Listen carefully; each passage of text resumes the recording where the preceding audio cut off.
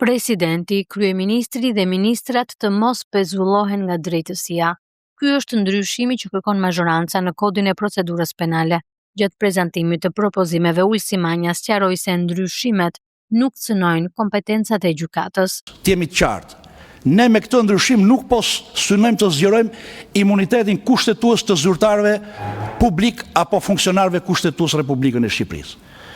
Pra, ne nuk i prekim fare dispozitat kushtetuese që rregullojnë imunitetin e funksioneve të caktuara dhe nuk shtojmë privilegje individuale me këtë ndryshim. Absolutisht. Subjektet që ne përfshim te ky ndryshim mbeten plotësisht të hetueshme dhe të ndjekshme penalisht. Organi i akuzës e ruan të drejtën për të kryer hetime dhe për të ushtruar ndjekjen penale. Synimin e nismës e theksoi edhe më tej kryeministri Edi Rama, duke thënë se ndryshimet kushtetuese nuk kanë lidhje me zvendos kryeministren Belinda Balluku dhe se rasti i saj do të trajtohet me përgjegjësi nga kuvendi. Dhe kush e lidh këtë me rastin konkret, bën një gabim shumë të madh sepse kjo nuk ka lidhje me rastin konkret. Rasti konkret ka rrugën e vet, nuk ka fare lidhje me pezullimin. Por pezullimi është i papranueshëm. Dhe për këtë arsye, siç e kam shpjeguar në takimin e mëparshëm, ne do merremi me pezullimin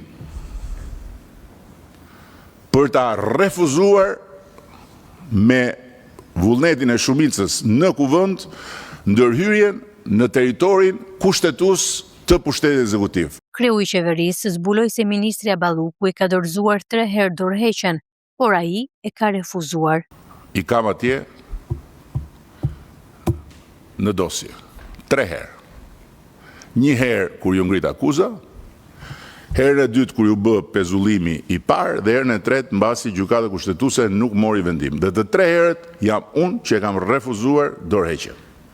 Sepse dorëheqje nën presionin e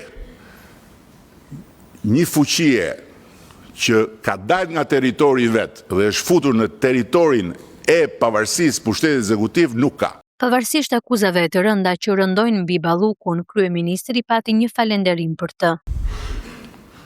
Dhe jam falënderues për faktin që nuk ka persistuar, po ka vazhduar ta marrë gjitha të balt mbi fytyrë, sepse unë nuk e pranoj dorëheqjen deri kur të plotësohen kushtet.